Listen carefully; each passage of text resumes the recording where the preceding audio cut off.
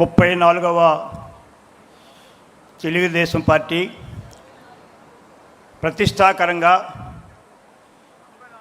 ఎన్ని అవంతరాలు వచ్చినా ఎన్ని విపత్తులు వచ్చినా పసుపు దళంతో తెలుగువారి పండగగా అన్ని మతాలకు అన్ని కులాలకు అన్ని ప్రాంతాలకు ఓ మహోద్భుతమైన దినంగా జరుపుకుంటున్న ఈ మహానాడు సభకు అధ్యక్షత వహిస్తున్న మన ప్రీతమ నాయకులు, ప్రపంచ దేశాల్లో అగ్రరాజ్యాలు సైతం పరిపాలనా దక్షుడిగా, సంస్కరణలకు ఆద్యుడిగా, ఒక పేదల పెన్నిదిగా అన్నగారి ఆశయాలను తూచా పాటిస్తున్న మన ఆంధ్రప్రదేశ్ నిర్మాత, మన ప్రీతమ జాతీయ అధ్యక్షులు, మన ముఖ్యమంత్రి గౌరవశ్రీ మా గురుతుల్యులు గౌరవశ్రీ నారా చంద్రబాబు నాయుడు గారికి, యువతరానికి మరొక ఐకాన్గా, యువకులకు ఒక ప్రతీకగా,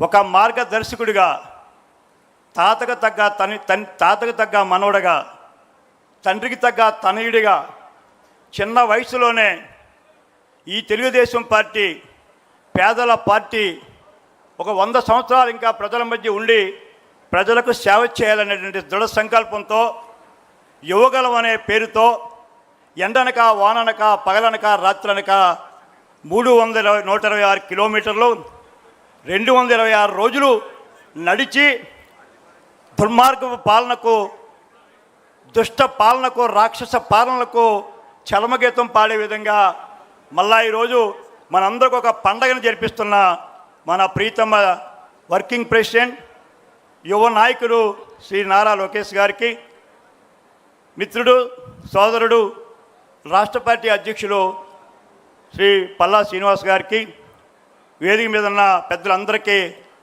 ఈ హైబ్రిడ్ నూతనంగా మనం ప్రవేశపెట్టినటువంటి ఈ మహానాడులో పాల్గొన్న 7 లక్షల మంది మన తెలుగుదేశం పార్టీ బంధువులకు టీవీల ద్వారా, వీడియోల ద్వారా, యూట్యూబ్ ద్వారా, అనేక మాధ్యాల ద్వారా ప్రపంచవ్యాప్తంగా మన పండుగను చూస్తున్న అశేష ప్రజానీకానికి, ఇక్కడ ఇచ్చేసినటువంటి సోదరులందరికీ కూడా మరొక్కసారి ఈ శుభదినాన్ని వారందరికీ కూడా నా శుభాకాంక్షలు తెలియపరుస్తున్నాను.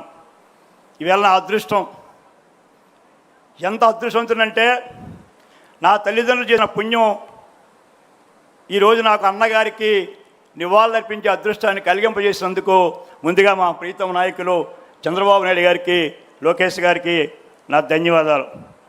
ఎందుకంటే 44 ఏళ్ళు అన్నగారు పార్టీ పెట్టినప్పుడు వారితో పయనించే అదృష్టం, ఆయన వెంట నడిచే అదృష్టం, మండు టెండలో వారు చైతన్య రథం మీద రాత్రనక పగలనక వారు ప్రజల మధ్యకు వచ్చి తెలుగువాడి ఆత్మగౌరవం కోసం, పేదల సంక్షేమం కోసం మహత్వమైనటువంటి అద్భుతమైన జీవితాన్ని, ఎందుకంటే సినీ రకంలో విశ్వవిఖ్యాత నట సార్వభౌముడు రారాజుగా వెలుగుతున్నటువంటి నందమూరి తారక రామారావు గారు తెలుగువారికే కాదు హిందువులకు ఆరాధ్య దైవంగా, రాముడిగా, కృష్ణుడిగా, భీష్ముడిగా, రాజుగా, పేదగా లేదా అనేకమైన పాత్రల ద్వారా ప్రజలలో అభిమానం పొందినటువంటి మహానటుడిగా, ఎందుకంటే ఎవరూ కూడా రాముడు ఎలా ఉంటాడో చూడలేదు, కృష్ణుడు ఎలా ఉంటాడో మనకు తెలియదు,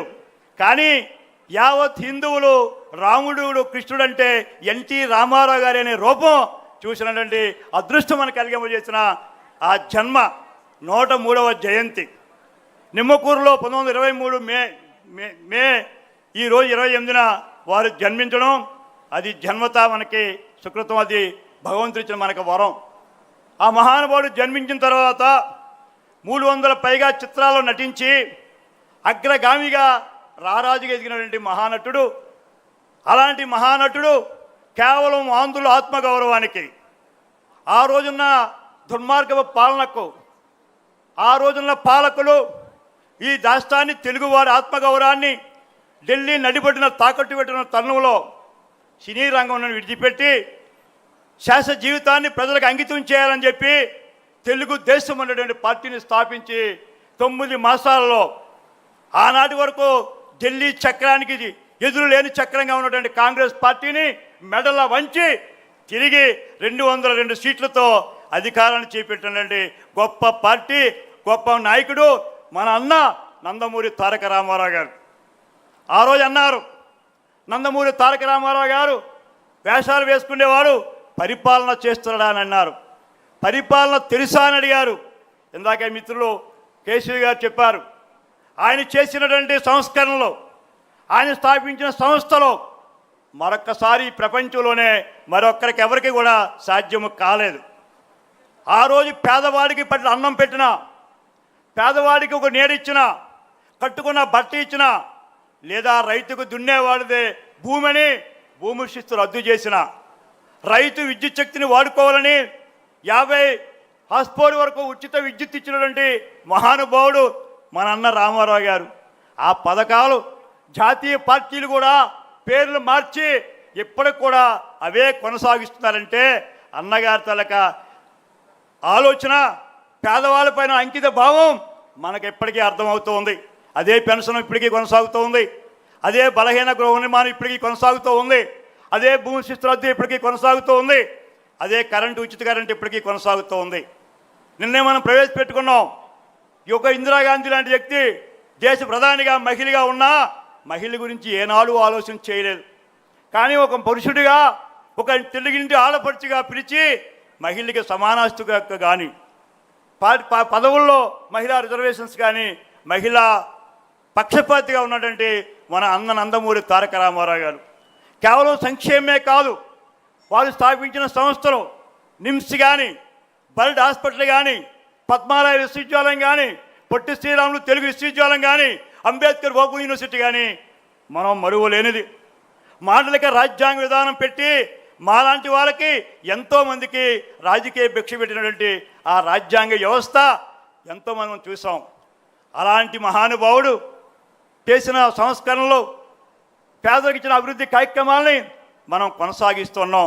చాలామంది అంటుండేవారు, మూర్తి గారు ఎన్టీ రామారావు గారి తర్వాత మీ పార్టీ ఉంటుందా అన్నారు, మీకు ఇంకా రాజకీయం ఉంటుందా అన్నారు. కానీ వాళ్ళకి బుద్ధి చెప్పే విధంగా, వాళ్ళకి మైండ్ దిమ్మ తిరిగే విధంగా తర్వాత ఉద్భవించారు మన నాయకుడు, మన ప్రీతమ నాయకులు చంద్రబాబు నాయుడు గారు.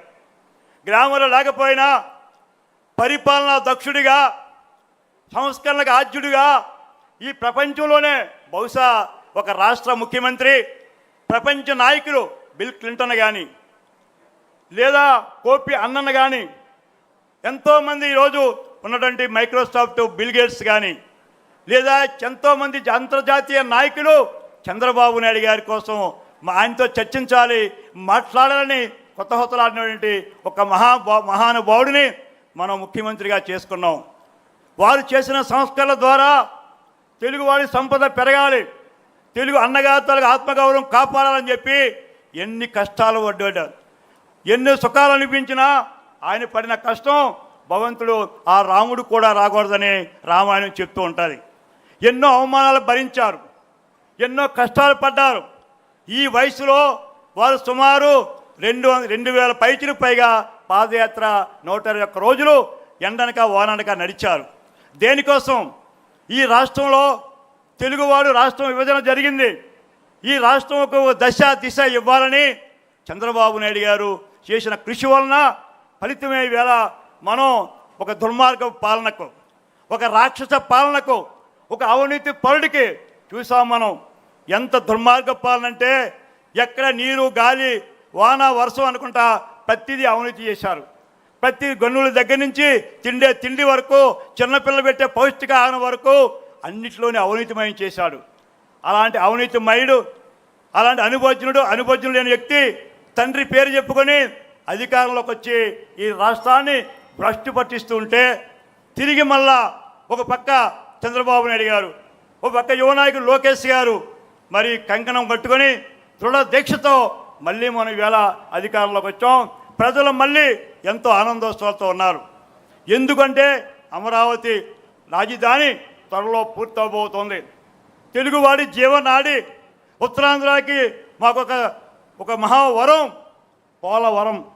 ఆ పోలవరాన్ని బహుశా త్వరలోనే పూర్తి చేసి ఈ రాష్ట్రాన్ని సస్యశ్యామలం చేయబోతున్నారు మన ప్రీతమ చంద్రబాబు నాయుడు గారు. కేవలం ప్రాజెక్టులే కాదు, 10 లక్షల కోట్లతో నిరుద్యోగులకి ఒక ఆదర్శంగా ఉపాధి కల్పించే కార్యక్రమాన్ని చేయబోతున్నారు. ఇలాంటి కార్యక్రమాలు చేస్తున్న ఈ రోజుల్లో నేను యువతకి ఒకే ఒక సలహా ఇస్తున్నాను. మీరు అనుకుంటున్నారేమో ఈ తెలుగుదేశం ఏదో గాలిలో వచ్చి రాలే, కష్టాలతో ఎంతో శ్రమపడి ఆ రోజు అన్నగారు, ఈరోజు చంద్రబాబు నాయుడు గారు, మన యువ నాయకుడు లోకేష్ గారు అధికారంలో తీసుకొచ్చారు. నేను ఒకటే కోరుతున్నాను, ఎందుకంటే నేను ఈరోజు 44 సంవత్సరాలు ఈ పార్టీలో ఉన్న వ్యక్తిని, 34 మహానాడులో పాల్గొన్న వ్యక్తిని, 25 మహానాడులో మాట్లాడిన వ్యక్తిని. దానికి కారణం నాకు ఆరాధ్య దైవం, నాకు మార్గదర్శకులు చంద్రబాబు నాయుడు గారు.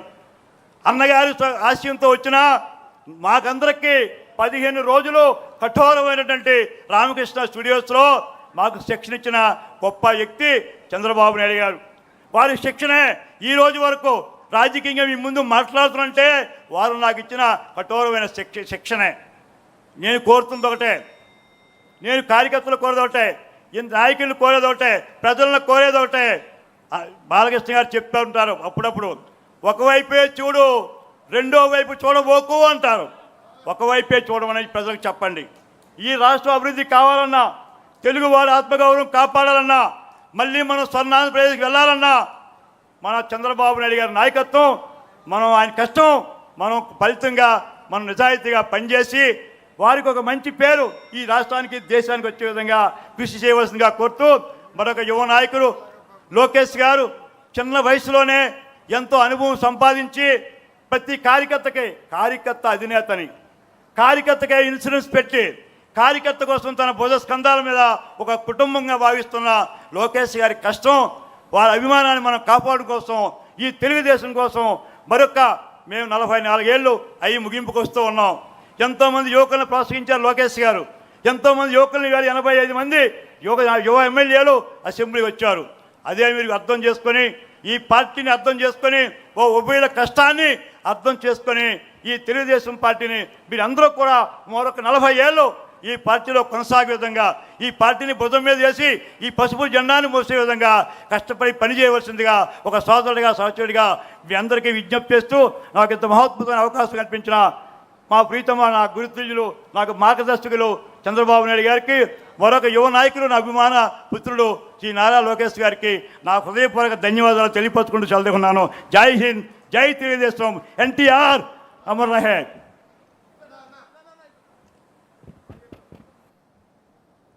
సుదీర్ఘమైనటువంటి అనుభవాలని మనతో పంచుకున్నటువంటి బండారు గారికి ధన్యవాదాలు తెలియజేస్తూ, మనందరికీ గంటలు రోజులు మాట్లాడేటువంటి శక్తి సత్తా ఉందని తెలుసు. అయితే ఈరోజు 46